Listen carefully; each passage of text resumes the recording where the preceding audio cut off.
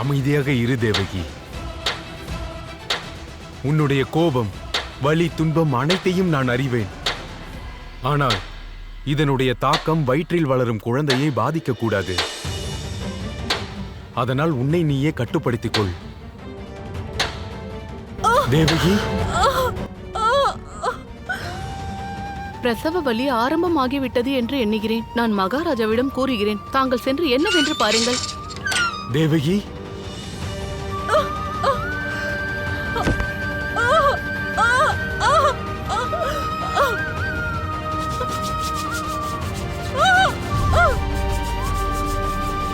முடியவில்லை நாராயணா, என்னால் தாங்க முடியவில்லை.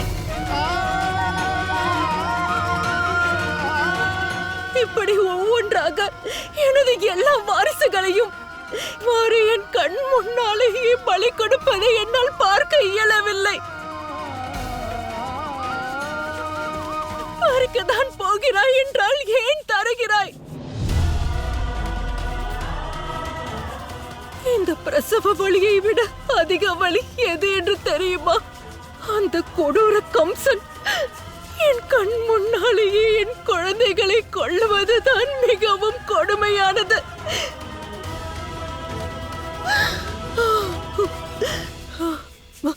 நாராயணா, இன்று ஒரு தாய் இன்னும் பிறக்காத இந்த குழந்தைக்காக உங்களிடம் கரம் கூப்புகிறேன்.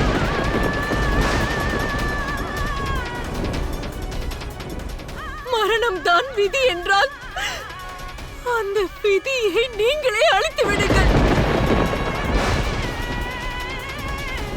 நீங்களே இந்த குழந்தையை கொன்று விடுங்கள் நாராயணா, கொன்று விடுங்கள். தர்மத்தை காக்கப் போகிறவனை என்னால் எப்படி அழிக்க முடியும்?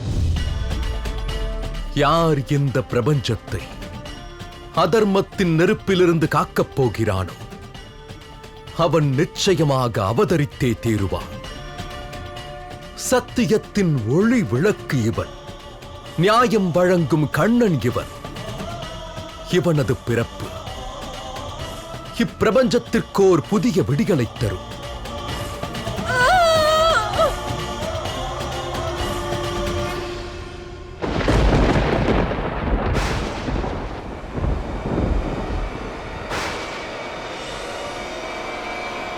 கொடூர கம்சனே, இவ்வளவு அன்பாக யாரை வழி அனுப்பி வைக்கிறாயோ அந்த அன்பு தங்கையின் வயிற்றில் பிறக்கப் போகும் சிசு ஒரு நாள் நிச்சயமாக உன்னை அழிக்கும்.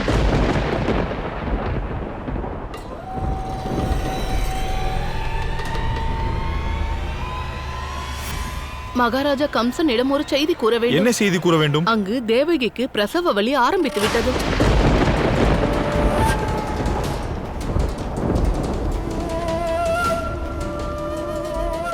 அப்படியென்றால் அவளது 8வது குழந்தையை அழிக்கும் நேரம் வந்துவிட்டது.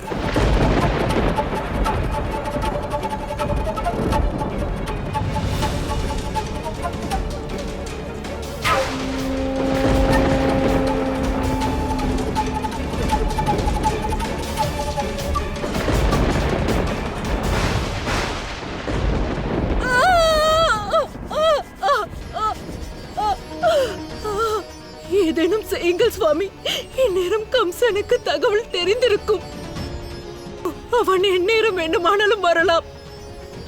நம் குழந்தையை கொன்று விடுவான். என் குழந்தையை அழிக்க வந்து கொண்டிருக்கிறான். இல்லை, இம்முறை நடக்காது தேவகி. இம்முறை அவனை நான் தடுக்க மாட்டேன்.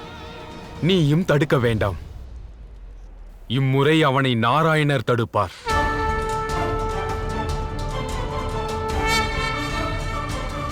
ஆகட்டும் தேவி, என்னுடைய 8வது அவதாரத்தை எடுக்க வேண்டிய நேரம் வந்துவிட்டது.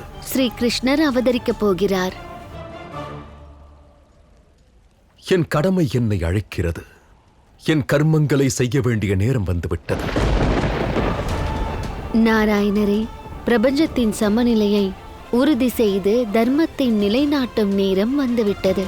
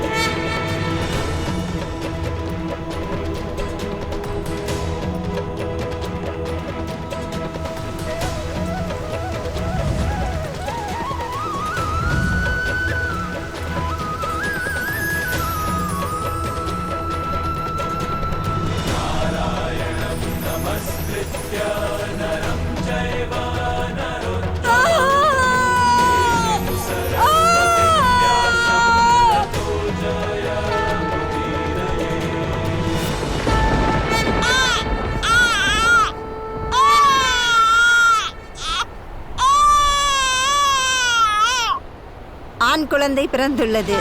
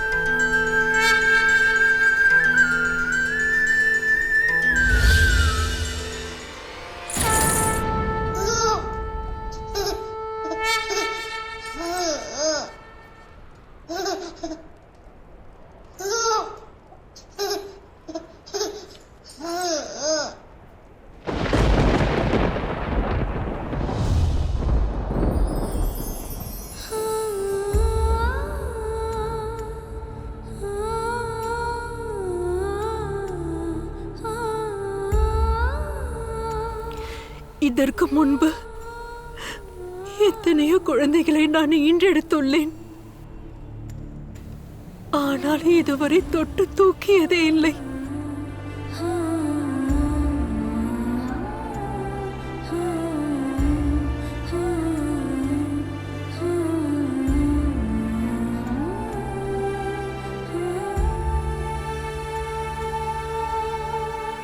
இவை அனைத்தும் நாராயணரின் லீலைதான் தேவகி. நமது குழந்தை அவரின் ஆசீர்வாதம்தான். நீயே நன்றாக பார் தேவகி, நம் கையின் விலங்குகள் அவிழ்ந்து விட்டன. இந்த வீரர்கள் அனைவரும் மயங்கி விட்டார்கள். இதை மாயம் என்று கூறாமல் என்னவென்பது? ஆமாம் சுவாமி,